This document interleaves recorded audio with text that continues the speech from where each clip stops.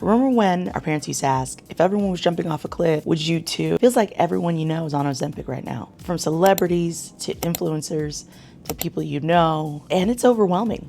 You might even think, am I missing something? Am I falling behind? That is FOMO right there.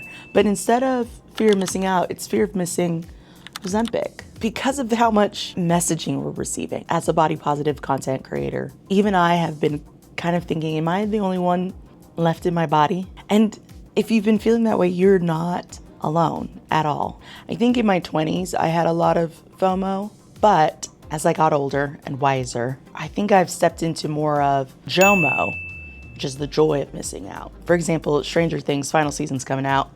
I have not watched Stranger Things and I'm okay.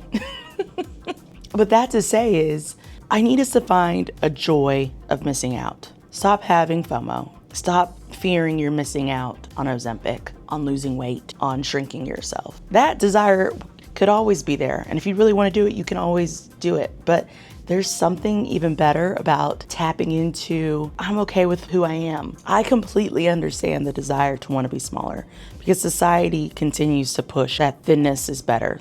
Thinness is success, thinness is happiness, thinness is healthy.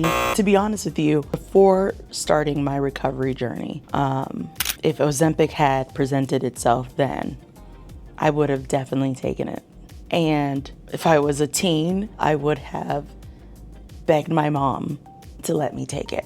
And she probably would have let me because she would have seen the desperation.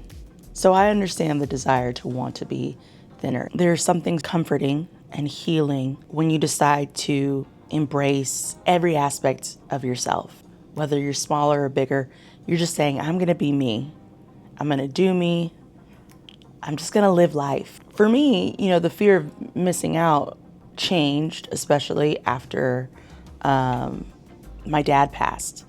And it turned into, instead of a fear of, missing out what other people are gonna do, it was more of a fear of missing out on the things that I wanted for myself or things that I thought I would never experience. And so now it's more of saying yes to those things rather than worrying about something as insignificant as the scale or how much I weigh or what my body looks like. But the feelings that we're feeling, it makes sense. With Serena's announcement that she used the GLP-1 to lose 30 pounds, I feel like it's becoming normalized, and I think that's my fear. But it's being pushed everywhere, at your doctor's office, in the media, friends and family. It's a lot. You can look at it, from a political lens. It makes sense why this thin agenda is happening. We have reverted to more conservative times, and with that comes the control of women's bodies, and therefore thinness always kind of rises to the top. The body positivity movement, for example, was, I think, blooming the most during the Obama era. The Obama administration, gay marriage had been legalized, and it was all,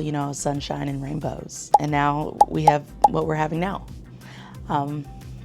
Not to get political, but I'm just saying. Also, a better economy after the Bush era. So we're thriving. We're more accepting to diversity. So you see, I could go on and on and on about this. But here's why you and I, we're gonna be okay. One, thinness has never been this magical ticket to happiness, to confidence, and to worthiness. They are definitely mutually exclusive. As someone who has been all kinds of sizes, I've been a size 10 to a size 18. It was my confidence was so internal, and it had to do with giving myself permission and a freedom to be who I was. And that doesn't come with weight loss. It just doesn't. Now, some people will disagree. Some people say I was more confident once I lost the weight, and sure, but there's a lot of internal work that has to come with it. And if you don't do the internal work, once you lose the weight, you could still be very unhappy. And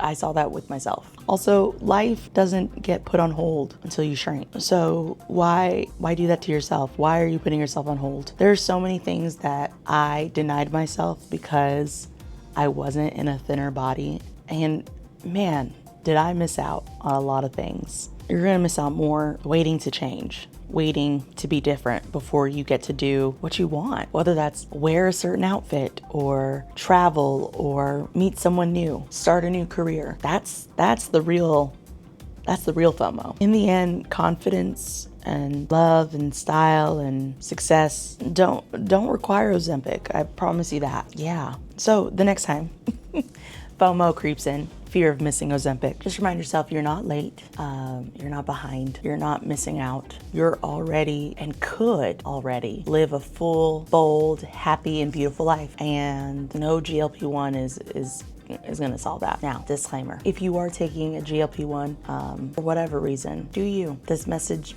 maybe is not for you. It's for someone who is questioning whether or not they should. But also, if you want me to talk to you, I hope that you feel resolute in your decision and that it'll make you happy. And I wish you nothing but the best. I will see you on my next video.